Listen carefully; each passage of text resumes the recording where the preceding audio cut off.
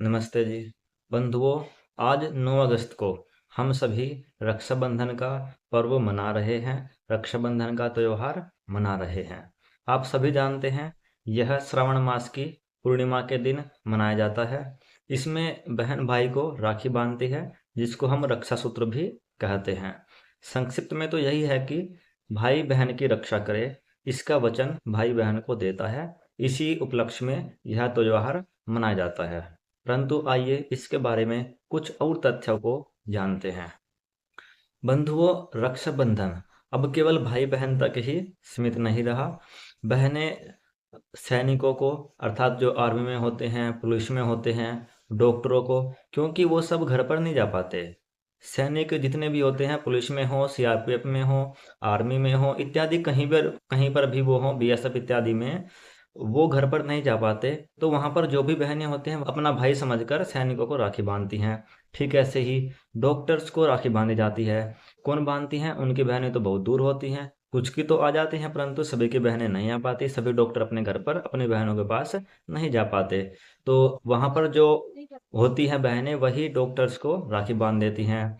ऐसे ही जो भी दूर नौकरी करने जाते हैं, वह चाहे किसी भी क्षेत्र के हों, सरकारी अध्यापक हों, नहीं आ पाते दूर से, दूर नौकरी है तो कहने का मतलब यही है कि अब केवल सगे भाई बहन के बीच में ही नहीं, अन्य कोई भी भाई मिल जाता है तो वहीं पर बहनें उनको राखी बांध देती हैं। इसको कैसे मनाते हैं ये तो आप सभी जानते ही हैं।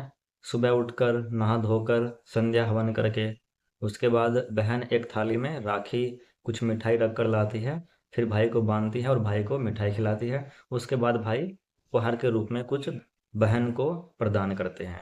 इस प्रकार से हम इस त्योहार को मनाते हैं।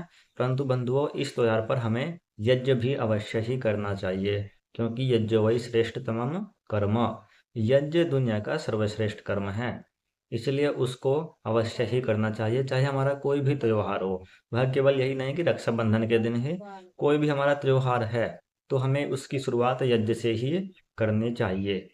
बंधुओं, इतिहास में भी हमें घटना देखने को मिलती हैं। किसी राज्य में राजा नहीं है, रानी है।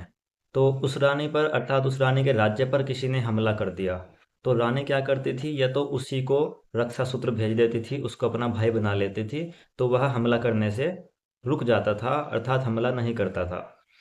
या फिर सामने वाला नहीं माना तो रानी क्या करती थी, अपने पड़ोसी राजा को, जो उसका पड़ोसी राज्य होता था, वहां पर राजा को रक्षा सूत्र भेज देती थी। तो वहां से सेना आती थी, वहां से राजा आता था अपनी बहन को रक्षा करने के लिए। ऐसी ही घटनाएं आपको इतिहास में बहुत सारी देखने को मिल जाएंगी। बंधुओं, यह केवल एक धागा नहीं होता, इसके साथ हमारी भावनाएं जुड़ी होती हैं। बंधुओं, रक्षाबंधन कोई सामान्य पर्व नहीं है, कोई सामान्य त्योहार नहीं है। आप इसको बड़ी ही धूमधाम से, हंसी खुशी से मनाएं। बहन भाई के प्रति और भाई बहन के प्रति पवित्र भावनाएं रखें। इस त्योहार की आप सभी को हमारी और हमारे ट्रस्ट की ओर से बहुत बहुत हार्दिक शुभकामनाएं। बंधुओं, यदि आप संस्कृत संभाषण सीखना चाहते हैं, अर्थात संस्कृत बोलना सीखना चाहते हैं, तो आप दिए गए नंबर पर हमें व्हाट्सएप करें अथवा कॉल करें। हमारे यहाँ पर ऑनलाइन कक्षाएं चलती रहती हैं, हम आपको उन ऑनलाइन कक्षाओं में जोड़ लेंगे। बंधुओं, यदि आप संस्कृत सीखने की कोई पुस्तक ढूंढ रहे हैं, तो आप हमें दिए गए नंबर पर व्हाट्सएप अथवा कॉल करें। हम आपको संस्कृत सीखने की सर्वश्रेष्ठ पुस्तक उपलब्ध कराएंगे, अर्थात उस पुस्तक को पढ़कर आप संस्कृत बोलना सीख पाएंगे।